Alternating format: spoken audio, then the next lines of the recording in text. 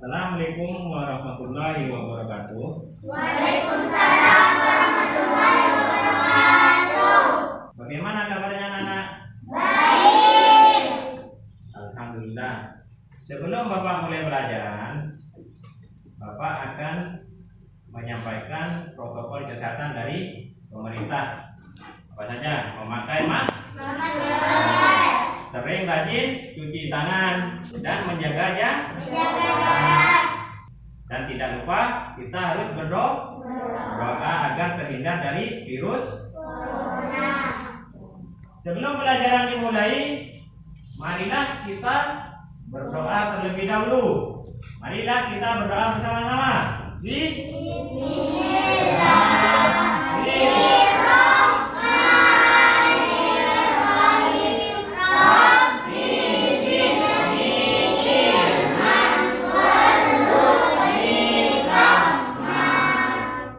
Sekarang pelajaran tema 3 subtema 2 pembelajaran 6 tentang keberagaman makhluk hidup di lingkunganku. Kalian buka bukunya.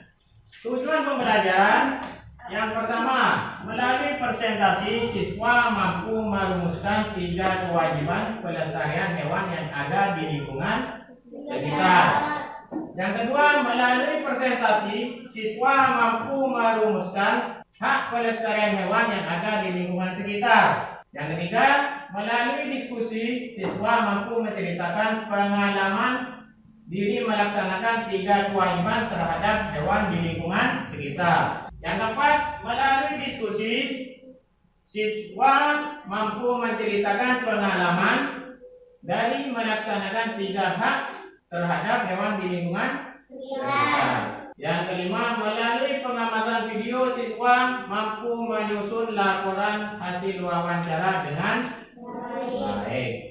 Sekarang kalian bisa menyebutkan nama-nama binatang yang ada di sekitar kalian. Kucing, burung, ayam, ikan, bebek. Dari binatang tersebut ada beberapa binatang peliharaan. Apakah kalian mempunyai binatang peliharaan? Ya. Ya, Fitri apa? Ayam. Pisan? Ikan. Mat, punya binatang apa peliharaan? Burung. Nah, di sini adalah contoh-contoh kucing. Binatang peliharaan. Di sini ada binatang kucing, burung, ikan, ayam. Ini adalah contoh binatang peliharaan. Ketika kita mempunyai hewan peliharaan, kita wajib merawatnya. Ketika kita merawat dengan baik, akan membuat hewan peliharaan kita sehat. Misalkan memberi makan, Membersihkan, memberikan tempat yang bersih, mengobati jika sakit, dan menyayanginya. Bayangkan jika hewan yang kita pelihara kita kotor, pasti akan mengganggu lingkungan sekitar. Contohnya apa? Binatang kita menjadi bau. Ini hak kita terhadap hewan peliharaan. Kita bisa bermain dengan hewan peliharaan kita. Yang kedua, mendapat hiburan dari hewan peliharaan. Yang ketiga, Inangnya rasa kesepian, yang keempat, belajar bertanggung jawab, yang kelima, belajar mandiri. Yang kedua, kewajiban kita terhadap hewan peliharaan. Kita harus memberi. Kedua, membersihkan atau memandikan binatang peliharaan, yang ketiga, memberikan kandang yang baik dan membersihkan kandang. Yang keempat, mengobati ketika sakit dan memberi vaksin penyakit. Nah, di sini ada binatang apa, anak-anak? Tapir ini termasuk hewan. Nah, di sini ada contoh-contoh hewan apa? Yang ini apa? Nah, yang kedua, ini burung apa? Burung jalak bali. Yang keempat, orang. Ini termasuk hewan yang dilindungi oleh pemerintah karena hampir punah.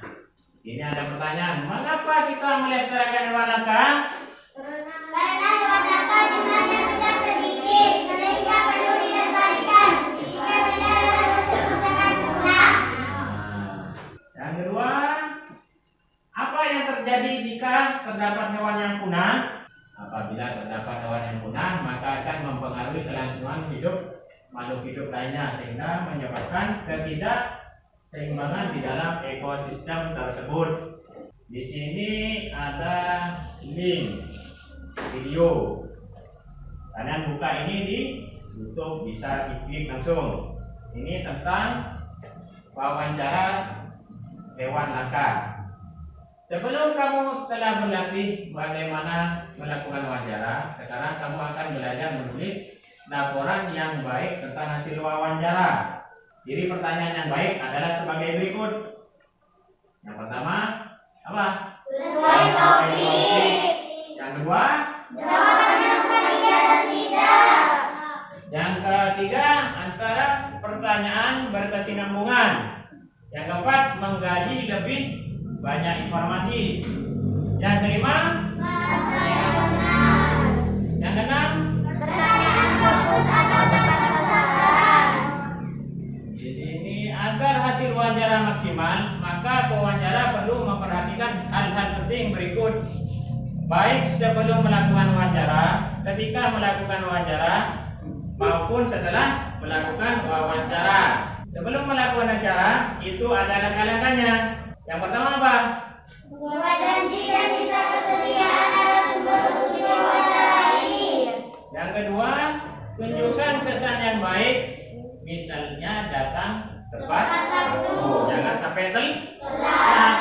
Yang ketiga, berpakaian yang sopan. Jangan berpakaian sembarangan. Yang penting sopan. Yang keempat, berbicara dan bersikap sopan. Yang kelima, Menyiapkan daftar pertanyaan yang sesuai dengan pokok permasalahan. yang keenam, berlatih agar tidak selalu membaca pertanyaan yang telah disusun. Ketika sedang melakukan wawancara, yang pertama apa? Perkenalkan diri sebelum wawancara. Yang kedua, sampaikan tujuan wawancara. Itu penting, menyampaikan tujuannya. Yang ketiga, melalui wawancara dengan pertanyaan Yang yang ringan. Yang keempat, Cairkan suasana dengan menanyakan tentang kebenaran tokoh.